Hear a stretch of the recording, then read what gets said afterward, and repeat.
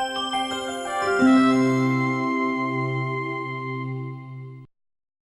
guys, thank you for joining us. Today we are going live to help you with your listening section of the PTE. My name is Aditya, and today I'll be guiding you with different sections of the listening part of academic PTE. The first being summarize spoken text, followed by highlight incorrect words and write from dictation. Now, in the listening section of the PTE, listening section is very closely related to your writing section through your summarize spoken text and write from dictation section.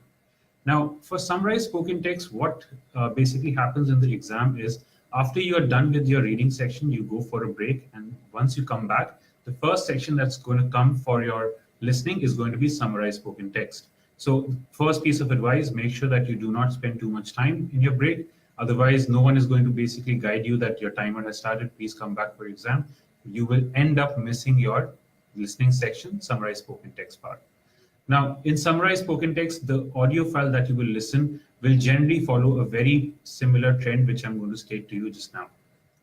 First of all, you will hear that the audio file will first tell about what they're going to talk about. The topic will be discussed. Make sure you do not miss the topic. Once you have grasped the topic, make sure it will either go in either of the two directions. Either it will first start telling you about the definition, or will straight away go about explaining you with an explanation about the topic itself. After that, it can probably go in a direction towards telling you a few advantages or disadvantages, point after point, or it can start talking about, say, a set of instructions or suggestions towards the topic. Make sure that you grasp as many points as possible, what the audio file is talking about. And the third type of audio file that you can come across is the one in which they will first pose a question or a problem and work towards a research. Now, how a research was conducted, obviously a few aspects of it, if you can grasp in your notes, nothing like it. But if there is any information about which particular article or journal, who was the author, when was the research conducted, or where it was conducted, make sure those things are there in your notes so that you can transfer it into your summary. Now, in the exam, you can get anywhere between 2 to 3 questions of this sort, and you're assigned 10 minutes for each question after the audio file ends. The word limit for this section is 50 to 70 words. And unlike the summarized written text, which you come across in the writing section, over here you can make multiple sentences. So make sure that you do not make any mistakes with grammar. Specifically, that do not place too many commas, make short sentences, put a full stop, and start the next sentence with the capital alphabet. These are some of the common mistakes which everyone does. And make sure that you do not forget to put a full stop at the end of your sentences. Now, going forward, in this section, you should also try to bring in as many words of the audio file into your summary. Now, this ensures that you are actively listening, and there are a lot of words which are matching from the audio file. You automatically go towards the higher side of your score in listening as well as writing. If you observe your scorecards, you will observe one thing, that if you have given the PD, you will see that your listening score is very closely related to your writing score. If you haven't given, check it with your friends. You will definitely see this part, that there is a maximum point difference of, say, 5 in either plus or the minus side of your listening score. So suppose if you scored like a 73 in listening, you might have got like 68 to 78 in your writing part. So there's a +5, -5 deviation from your listening score in the writing section. So writing is not only governed by your summarized written text, but it is also governed, or your essay, but it is also governed by your summarized spoken text. Another aspect that has an impact on your writing section is the fill in the blanks which you come across in your listening exam of the PTE, and also write from dictation. However, the fill in the blank part does not contribute to that extent. It's mostly summarized spoken text and write from dictation, which has an impact. Now, listening section is a 2-part section. First of all, you get a 10-minute task for each summarized spoken text. You will get either 2 or 3. Once that is over, you go into the overall time section part of the listening, where you have 7 categories of question, which are multiple choice, single answer, multiple choice, multiple answer, fill in the blanks, highlight incorrect words, highlight correct summary, select missing words, and write from dictation. Now, you get somewhere between 25 to 27 minutes to do these 7 categories of question. And you can expect anywhere between 17 to 22 questions. So as you can pretty much understand, there is a very big shortage of time over here. And many people struggle in not being able to complete this part of the exam.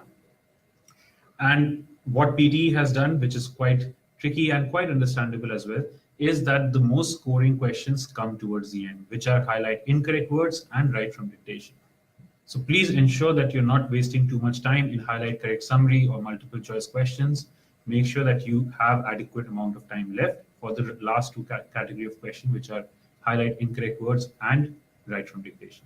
So let's talk a bit more about highlight incorrect words. Now, this task is basically very scoring. You will have a small passage on the screen, and after 10 seconds of waiting time, the audio file will start. Now, this wait time is there for each and every question. It may vary from somewhere between 7 seconds to 10 seconds, but it is always there. No matter whether your time is about to run off, that wait time will be there.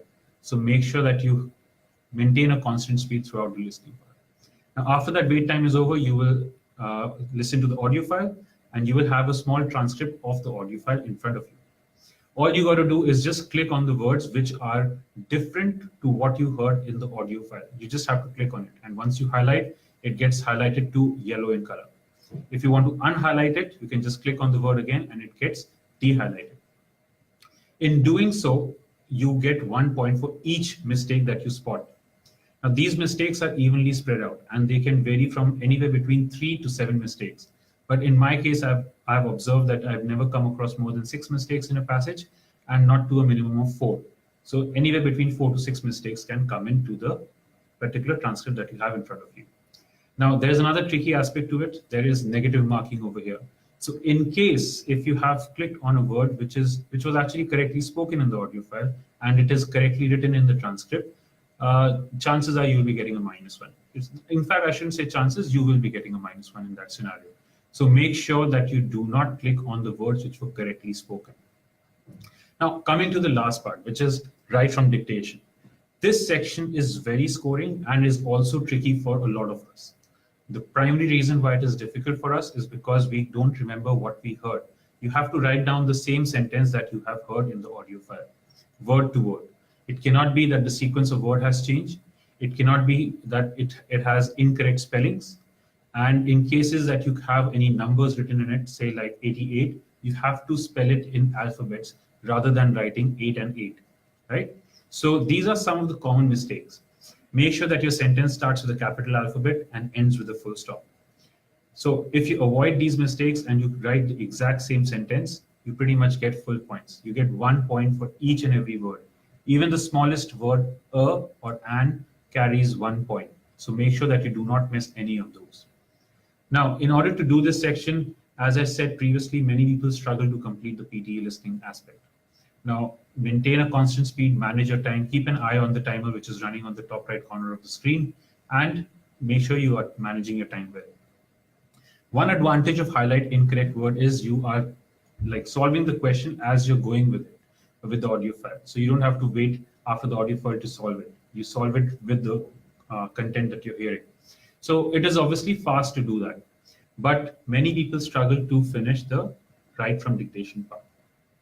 Now, some of the strategies which I have like told my current students over here and that I practiced myself was like when I was giving the PTE, what I used to do was like when I heard a sentence, I used to just grasp the first alphabet of each word and write it down and then expand the full form of it later on. Now, that way I was able to definitely get the entire sentence. And even now, like when I demonstrate this to our students, we see that most of them are able to do this strategy or apply this strategy. But in order to do so, make sure that you practice it really well. The other traditional method is to obviously listen to the sentence carefully and then type it down. But many people are not able to recollect it. So that's why we suggest either take the first alphabets, but there is no right or wrong strategy. Do what suits you.